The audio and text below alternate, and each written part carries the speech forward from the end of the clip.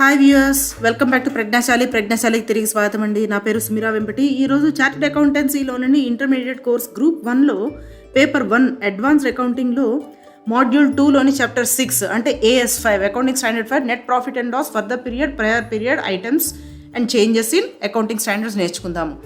దీనిలో first objective ఏంటో నేర్చుకుందాము. ఆబ్జెక్టివ్ అంటే టు మెయింటైన్ యూనిఫార్మిటీ, అంటే అన్ని ఎంటర్ప్రైజెస్లో పోల్చినప్పుడు అన్ని ఎంటర్ప్రైజెస్కి కూడా ఒకే టైప్ ఆఫ్ స్టాండర్డ్స్ ఉండాలి అనేటువంటిది first point profit and loss statement చేసినప్పుడు. రెండోది ఎన్హాన్సెస్ ద కంపారబిలిటీ, అన్నిటికీ కంపేర్ చేసినప్పుడు ఆ ఫైనాన్షియల్ స్టేట్మెంట్స్కి వాటి అనాలిసిస్ కూడా ఒకేలాగా ఇంప్రూవైజ్ చేయడానికి అనమాట. Next specifies changes in account treatment estimates, అంటే మనం చూపించే డిస్క్లోజర్స్, మనం చూపించేటువంటి మార్పులు ఏవైతే ఉంటాయో అకౌంటింగ్ పాలసీస్లో ఆ ట్రీట్మెంట్ని కూడా ఏమున్నాయి ఏంటనేది స్పెసిఫిక్గా క్లియర్గా చెప్పేటటువంటిది. కానీ ఇది ఏమేమి చూపించదట, does not deal with tax implications for the period and prior period items. ఇంతకు ముందు పీరియడ్ లేదా ఈ ప్రెజెంట్ పీరియడ్లో జరిగినటువంటి ట్యాక్స్ చేంజెస్ వాటి యొక్క ఎఫెక్ట్స్ చూపించదటండి. సో ఈ 2 చేంజెస్ మనకి చూపించదు. నెక్స్ట్ వచ్చి net profit or loss for the period, ఆ పీరియడ్కి జరిగినటువంటి నెట్ ప్రాఫిట్ ఆర్ లాస్ ఎలా చేయాలో చూద్దాము. All items that are recognised under income and expense should be included in the net profit or loss for that period unless the accounting standard declares. అది చెప్పేంత వరకు కూడా అన్ని ఐటమ్స్ చూపించవలసిందే. ఇన్కమ్ అండ్ ఎక్స్పెన్సెస్ కింద ఏవైతే వస్తాయో అవన్నీ ప్రాఫిట్ ఆర్ లాస్ కింద చూపించవలసిందే. అన్లెస్ డిక్లేర్స్ నాట్ టు, ఇది చూపించద్దు అని చెప్పేంత వరకు. అవి ఏమేంటివండి, components of net profit or loss from ordinary యాక్టివిటీస్లో జరిగినటువంటిది సహజమైనటువంటిది. అంతేకాకుండా ఎక్స్ట్రాడినరీ ఐటమ్స్, ఏమేమి ఎక్స్ట్రాడినరీ ఐటమ్స్ ఉన్నాయి, ఎక్సెప్షనల్ ఐటమ్స్ ఏమేమి ఉన్నాయి, ఈ 3 కేటగిరీస్ కింద మనము వాటిని కాంపోనెంట్స్ డివైడ్ చేస్తాము. అకౌంటింగ్ స్టాండర్డ్స్లో ఏవైతే చెప్తావో అవన్నీ కంపల్సరీ చూపించవలసిందే. ప్రాఫిట్ అండ్ లాస్ ఏవైతే జరుగుతాయో అవన్నీ చూపించాలి. ఇక profit or loss from ordinary activities ఏమేంటో చూద్దాం. Any profit or loss arising from the business related activities or incidental to leads to this type of transactions, అంటే ఏదైతే మనకి ఆ ఇన్సిడెంట్కి లేదా ఆ దృశ్యానికి లీడ్ చేస్తుందో, ఆ దృశ్యానికి దారి తీస్తుందో అటువంటి ఇన్సిడెంటల్ యాక్టివిటీస్, అంతేకాకుండా దానికి సంబంధించినటువంటి బిజినెస్ యాక్టివిటీస్ ఏవైతే ఉంటాయో వాటి యొక్క ప్రాఫిట్ ఆర్ లాస్ చూపించాలి, దాని నుంచి వచ్చినటువంటివి. అంతేకాకుండా ఎక్స్ట్రాడినరీ ఐటమ్స్ అంటే incomes or events that occur from the net profit or loss నుంచి వచ్చేటువంటి ఇన్కమ్స్ లేదా ఈవెంట్స్ చూపించాలి. అంతేకాకుండా disclosed as a part of profit or loss, net profit or లాస్లో ఏదైతే మనం నెట్ ప్రాఫిట్ ఆర్ లాస్ కింద చూపిస్తామో వాటిని. Nature and amount should be separately disclosed, దాని యొక్క స్వభావాన్ని కూడా సపరేట్గా చూపించి తీరాలటండి. సో ఇక మూడోది వచ్చి ఎక్సెప్షనల్ ఐటమ్స్, అంటే ఎక్స్క్లూజివ్గా ఏమి ఉన్నాయో చూద్దాము. Items of incomes or loss varies in size, nature, incidents has effects in profit or loss. దాని యొక్క రూపురేఖలు, అంటే దాని యొక్క సైజ్ కానీ దాని వాల్యూ కానీ దాని స్వభావం కానీ మారినప్పుడు ఆ ఐటమ్స్ కూడా మనం ఎక్సెప్షనల్ ఐటమ్స్ కింద చూపిస్తాం. ఇక నెక్స్ట్ వచ్చి right down and reversal of inventories to net realisable value, అంటే ఏంటండి, మనం రైట్ డౌన్ చేసినటువంటివి వెనక్కి తీసుకున్నటువంటి ఇన్వెంటరీస్ మీద ఏవైతే ఉంటాయో వాటి యొక్క వాల్యూ. అంతేకాకుండా provision of cost and reversal of restructuring అంటే కొత్తగా స్ట్రక్చర్ చేసి పాలసీస్ అని ఫ్రేమ్ చేస్తాం కదా, దాని యొక్క ప్రావిజన్ కానీ కాస్ట్ కానీ ఏమన్నా ఉంటే వాటిని చూపించాలి. Disposals of property plant and equipment items, PPE అంటే. సో ప్రాపర్టీ ప్లాంట్ అండ్ ఎక్విప్మెంట్కి సంబంధించినటువంటి ఫర్ ఎగ్జాంపుల్ మెషినరీ కానీ ఏమన్నా అమ్మేస్తే వాటిని చూపించాలి. Disposal of long term investments, దీర్ఘకాలిక ఇన్వెస్ట్మెంట్స్ ఏమైనా ఉంటే వాటన్నిటిని కూడా చూపించాలి, అమ్మేస్తే షేర్స్ అలాంటివి అనమాట. నెక్స్ట్ వచ్చి legislative changes having retrospective application, అంటే లీగల్ వాటికి సంబంధించినటువంటి ఏవైనా ఉంటే వాటిని కూడా ఇందులో చూపించాలి. లిటిగేషన్ సెటిల్మెంట్స్, మనం ల్యాండ్ లిటిగేషన్లో ఉందంటాం కదా, అలాంటివి ఏమైనా సెటిల్మెంట్స్ జరిగితే ఆ సెటిల్మెంట్స్ని చూపించాలి. అదర్ రివర్సల్స్ ఆఫ్ ప్రావిజన్స్, ఇప్పుడు ప్రావిజన్ ఆఫ్ బ్యాడ్ డెట్స్ కానీ అలాంటివి ఏమైనా ఉన్నప్పుడు వాటి రివర్సల్స్ జరిగినప్పుడు చూపించాలి.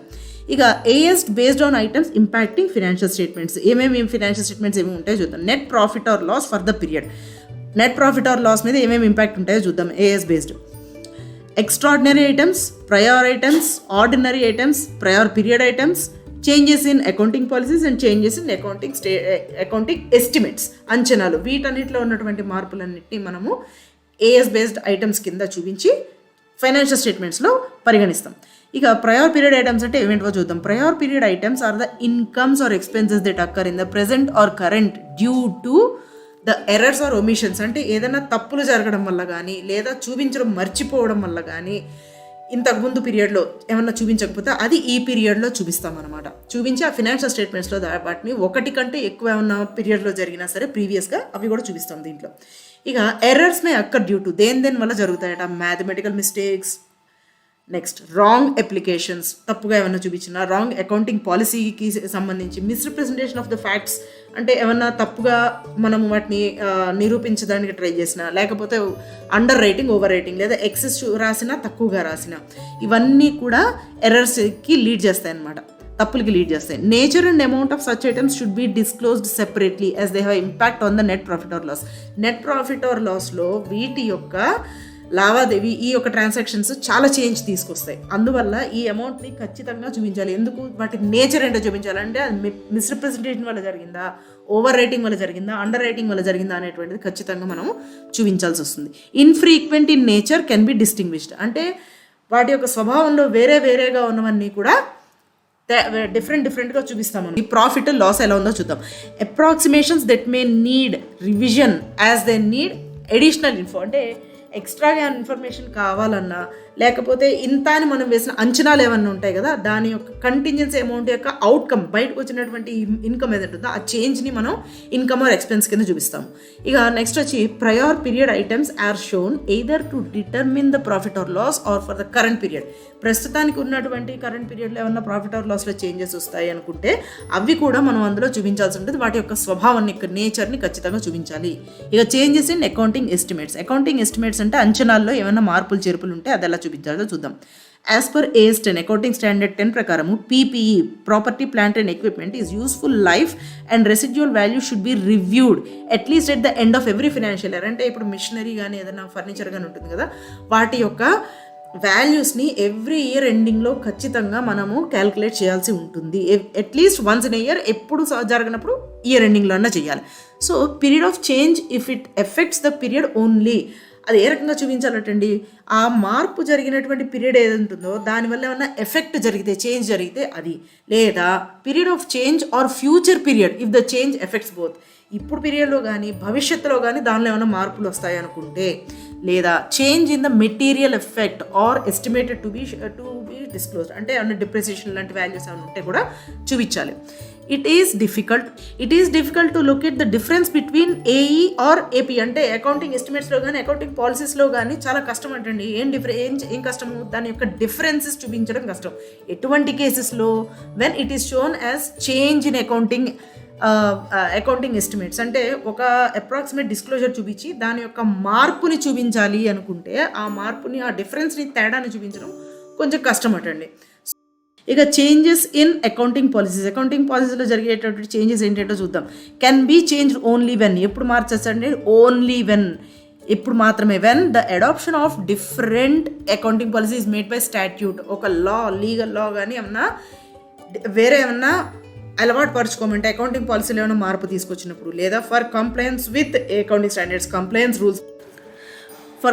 విత్ అకౌంటింగ్ స్టాండర్డ్ అంటే కంప్లైన్స్ రూల్స్ ప్రకారము అది పెట్టాలి, మార్పు చేసుకోవాలి అన్నప్పుడు మాత్రం పెట్టాలి. నెక్స్ట్ వచ్చి when it is considered that the change would result in more appropriate presentation అంటే ఫైనాన్షియల్ స్టేట్మెంట్ యొక్క ప్రెజెంటేషన్ ఏదైతే ఉంటుందో అది కరెక్ట్గా అవుతుంది, అప్పుడు మారిస్తేనే దాని రిజల్ట్ కరెక్ట్గా వస్తుంది అనుకున్నప్పుడు కూడా మనము ఈ ఫైనాన్షియల్ స్టేట్మెంట్స్లో చేంజెస్ తీసుకుని రావాలి. అకౌంటింగ్ పాలసీస్లో not changed in accounting policy adoption that differ in substance అంటే సబ్స్టెన్స్ వాల్యూ ఏదైతే ఉంటుందో ఆ ఈవెంట్స్ అవ్వడానికి ముందుగా చూపించము, అంతేకాకుండా which do not occur previously, ఇంతకు ముందు ఆల్రెడీ పీరియడ్లో ఈ మార్పులు ఏం చేయలేదు అనుకున్నా కూడా చూపించము. ఇమ్మెటీరియల్ అంటే అనవసరం అనమాట.